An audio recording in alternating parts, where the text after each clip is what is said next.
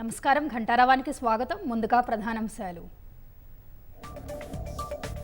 భద్రాద్రి కొత్తగూడెం జిల్లాలో రక్తమోడిన రహదారులు, వేర్వేరు ప్రమాదాల్లో 6 మృతి.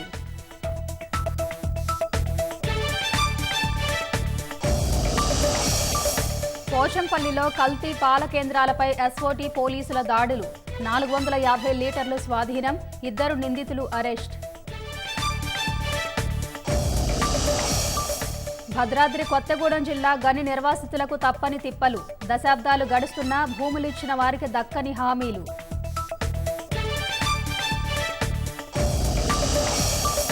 ఈసారి ఉనికి కోసం టీఎంసీ ఎన్నికల్లో పోటీ చేస్తుందన్న మోదీ, బెంగాల్లో అత్యధిక స్థానాల్లో భాజపా గెలవబోతుందని జోస్యం. రఫాలో ఇజ్రాయెల్ దాడులను ఖండించిన ఐరాస, కాల్పుల విరమణను పాటించాలని ఇరుపక్షాలకు పిలుపు.